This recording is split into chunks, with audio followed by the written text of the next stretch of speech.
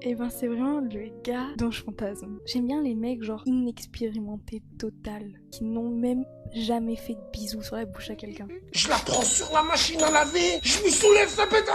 Alors, me revoilà assez vite parce que, il y a quelque temps, j'ai posté ce tweet. Est-ce que c'est tabou ou pas de dire que la majorité du public d'une streameuse n'est composée que de mecs en détresse sexuelle? Oh méchant. Je précise, mais quand je parle de la majorité du public, je parle du public masculin, sachant qu'ils sont les plus gros consommateurs de ce genre de contenu. Bon, les réactions ne se sont pas fait attendre. Ça m'a valu de finir en top tweet et avec quelques insultes en prime. Ça me change pas des masses. Même si j'avoue qu'en soi, le tweet était un peu brut de décoffrage. Je peux comprendre qu'il ait pu heurter l'ego de certaines streameuses. Oh non, le grand Valek a dit que mes viewers masculins sont uniquement là parce que je suis une femme. Oh, tout de suite des insinuations. Calmez-vous, calmez-vous. Pourquoi réagir de manière aussi virulente? Sans déconner, je parlais même pas des streameuses en plus, juste des mecs en chien. Pourquoi se fâcher comme ça? Parce que ce sont eux qui font vos vues?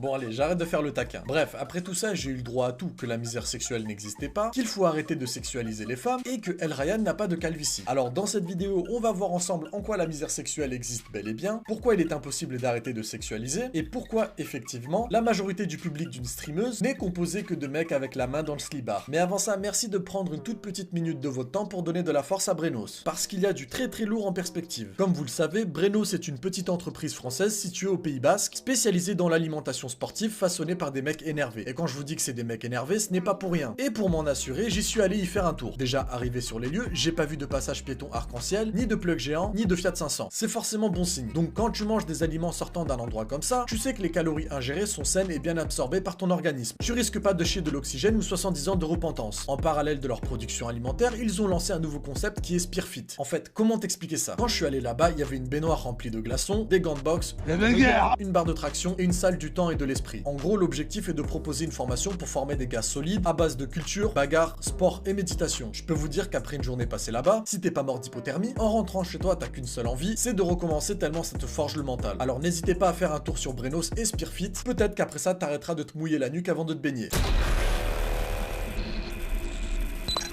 Alors comme ça, la misère sexuelle n'existe pas. Tiens donc. Eh ben on va voir ça tout de suite, en commençant par étudier l'économie amoureuse avec le coefficient de Gini. Je sais, là t'es en train de te dire, mais qu'est-ce que tu me racontes, sale bâtard? En gros, le coefficient de Gini, c'est un outil mathématique souvent utilisé par les économistes pour traiter les inégalités. Ces inégalités sont comprises entre 0 et 1, plus on se rapproche de 0, plus les inégalités sont faibles. Et donc un scientifique et statisticien a utilisé le coefficient de Gini pour mesurer les inégalités sexuelles entre les hommes et les femmes. Il a obtenu un résultat de 0,324 pour les femmes et de 0,542 pour les hommes. Et là tu te dis encore, mais au grand Valek, pourquoi tu me parles chinois? Alors pour vous traduire et imager ce résultat, je cite: la situation des femmes ressemble à une économie où il y a des pauvres, des classes moyennes et des millionnaires. Celle des hommes est plus proche d'un monde composé d'un petit îlot de super milliardaires. J'ai 50 meufs, moi. Entouré d'un océan de nécessiteux. Oh bah ça alors, ça nous rappellerait pas ma vidéo sur Tinder et la loi de Pareto? 20% des mecs se disputent 80% des meufs et 80% des mecs se disputent les 20% restantes. Allez, revenons-en aux streameuses. Continuez à sexualiser toutes les femmes, même quand on essaye de se battre pour qu'on arrête d'être vu comme de la viande en vitrine. Avec ton doctorat,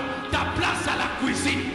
Bon, il y a souvent deux catégories de streameuses, les hypocrites et les naïves, et je sais que heureusement, du moins en France pour le moment, celles qui tentent de se faire respecter pour leur travail en allant en contre-courant des streameuses suggestives sont bien souvent naïves, même si c'est tout à leur honneur d'essayer de changer les choses. Mais dans une société hyper sexualisée où le plaisir rapide est éphémère et l'épicentre de l'économie, lutter contre la sexualisation reviendrait à essayer de faire pousser des cheveux sur la tête de Bruno le Salé. Premièrement, il va falloir arrêter avec ce délire de arrêter de sexualiser, parce que ce n'est pas un choix, ce n'est pas un bouton on-off sur lequel t'appuies quand tu veux.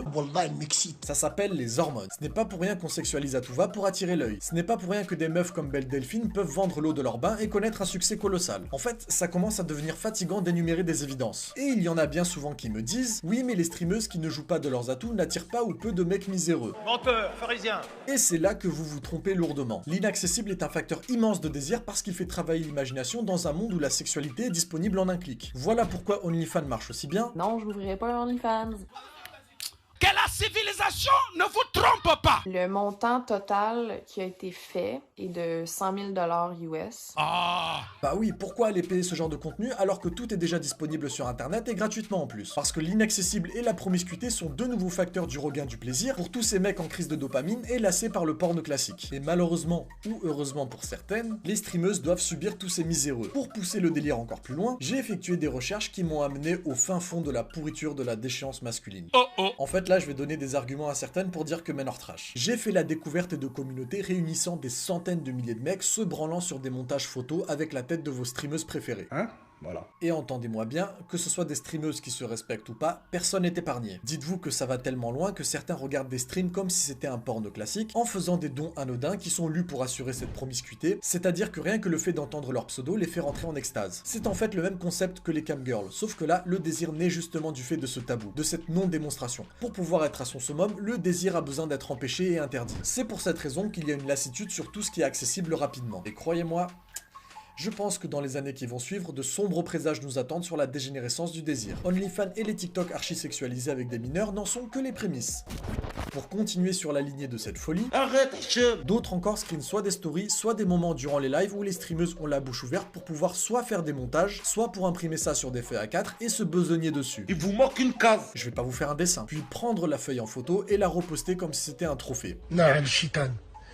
On vient de voir ce qu'est le Fils de l'homme sur le plan étymologique. Et je vous le redis, on ne parle pas d'un groupe de 10 personnes, mais de centaines de milliers réunis sur un site. Maintenant, imaginez ça à une échelle plus globale. Vous pensez que Masturbin qui DM des streameuses à base de « Salut, ça va, j'aime trop ton contenu » n'a pas déjà la main dans le free gun? Mais bon, la misère sexuelle n'existe pas. Quand une streameuse perd des abonnés parce qu'ils apprennent qu'elle est en couple, ça n'a rien à voir.